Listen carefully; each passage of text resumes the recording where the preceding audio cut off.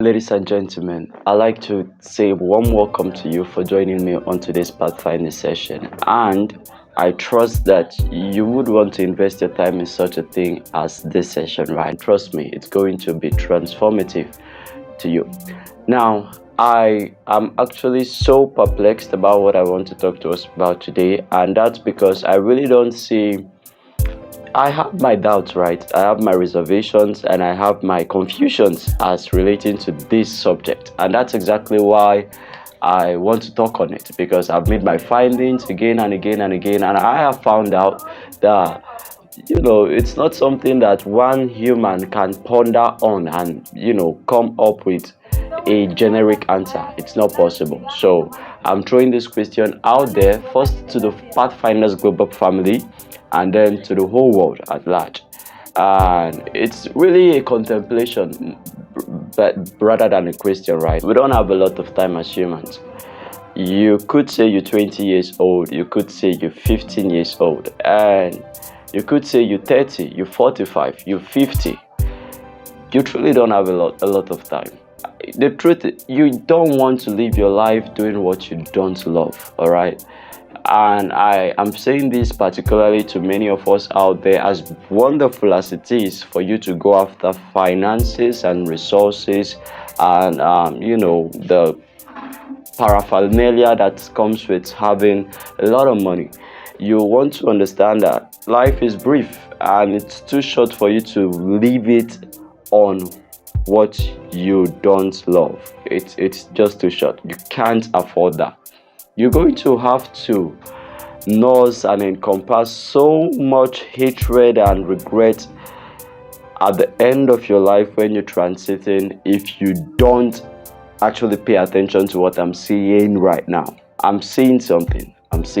So pay attention to me while I try to communicate it as best as I can interpret from where I'm sitting right now. Life is brief. Brother, sister, life is brief. Do the things that are good. Do good things. You don't have a lot of time. You don't have the time to contemplate between doing what is bad from what is wrong. And what I found out is that one of the many tools and the most prevalent tool that evil, or should I say, distractors, so to speak, are using to hinder people from achieving their destinies isn't necessarily to get them to do bad things. People are getting wise, right? They know that, okay, fine, my emotions, the conscience is actually getting stronger. There is a strange thing that we can't really explain in us called our conscience, and it's actually getting stronger as humans are seemingly evolving. And with the strength of that conscience, humans are beginning, some humans, right? Let me put that in perspective. Some humans are actually beginning to tend to listen to it. And the more you listen to it, the more stronger it becomes, obviously. And it gets to be able to tell you and control what your decisions take as a marking script to arrive at a conclusion, right? So your conscience is prevalent, it's pivot in your decision making. And right now, as it stands, I beg to tell you that the conscience is actually getting humans to run away from doing what is bad. Some humans run away from doing what is bad. But then there is another subtle, but then freaking more deleterious way that the conscience is the distractors are using to hinder people from achieving their destinies. And one of that factor is getting them to do what is good, but it's not right for them. So you see people doing things, they go from place to place, trying to do one or two things, and the truth is they're just running and moving away from what they are exactly supposed to do.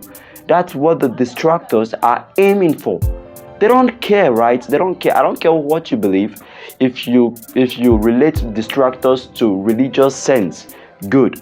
If you don't, whatever you consider as distractors, whatever that force is, that you should know that there are forces that don't want you to be maximal, that don't want you to be you, that don't want you to be the best you can be. Why? Because the world is going to be a better place if you are what you should be. right? So there are factors, forces. Of course, you should understand that the earth is not all good. So what you should know is this: there are forces that don't want you to achieve what you're supposed to achieve. Why? Not because of you. I mean, your life is too short, right?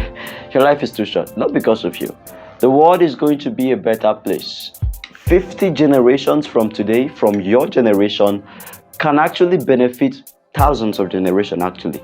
From your generation currently, can actually benefit from what you're going to do with your life if you decide to do it.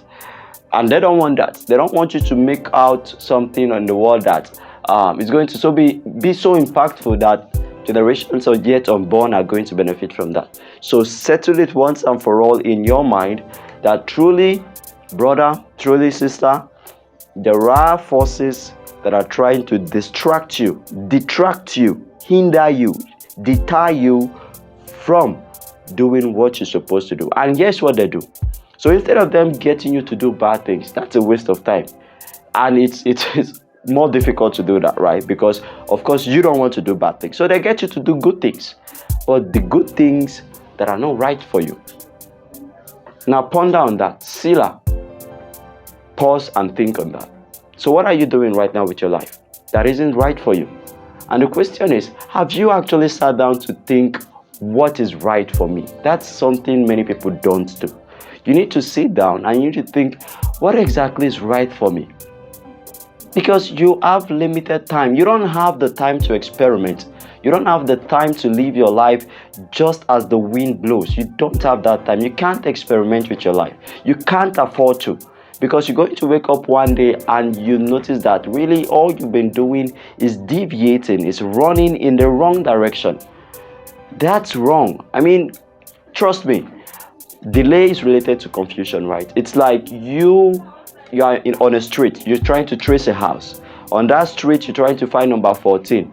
If you've never been there before, you can't speed. It's a street. There is a highway. You can speed. But then if you haven't never been to number 14 and you don't know where number 14 is, you have to pause. You have to slow down to find out, okay, am I in the right house? Then you can enter. But if you have been there, you can speed as hell. You're not following any Google map. You're not following any map. You can speed as hell and you get there. Truly, you can.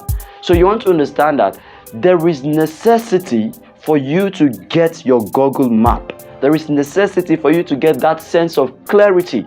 You need to know exactly where you're going. If you keep drifting around, you're going to arrive nowhere. If you don't know where you're aiming at, if you don't know what you should aim at, then trust me, you're just shooting spirally and you're going to hit many things. But guess what that's going to do for you? Nothing, because the one thing that you're supposed to hit, you haven't hit it, and that's the fulfillment of your destiny. So here's what I'm suggesting, and it's a suggestion, a prescription, and it doubles as an instruction. Sit down on your bed. Sit down on your bed. Think. Wherever you are, you don't have a bed, no problem. I understand that many of us are starting, and when you're starting, don't pity yourself, don't look down on yourself. Everybody started somewhere, and the people, you should be proud to be starting from grass, because then you get to have the proclamation or the story of from grass to grace. But somebody who is already at grace cannot the only way you can actually get the story of from grass to grace when you're already at grace is if you go back down to grass and then start rising upward, and that's not a convenient process. So you should be happy. You're blessed to be starting. You're blessed to have this opportunity to build up from scratch. You're a creator. You're the creator of your destiny. The question is, what are you creating? What are you creating around your life? And you've got to be so very conscious about this. You don't leave it to chance. You don't leave it to the vicissitudes of life. You don't leave it to the winds of time. You have to be conscious about what you're creating.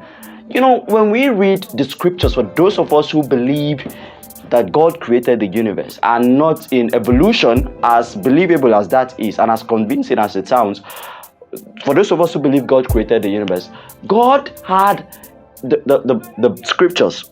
I'm speaking from the Christian Bible now. It says that the Spirit of God was hovering around the face of the waters, the deeps, the waters, right? And what's the meaning of the word hover? The meaning of the word hover is to ponder, is to rest in an area in thought. So God did not just go into creation, He hovered. He thought, what do I want to see? How do I bring it about? What's going to be the best source for which to come out of? So it speaks to the earth brought out grass. It speaks to this. So that was the process of pondering. That's hovering. That was what He was doing when He was hovering. He was God. He didn't just wake up and say, just let it be everything. There was time for thought. And woe unto you if you think you're going to build anything great in destiny if you don't actually sit down to think.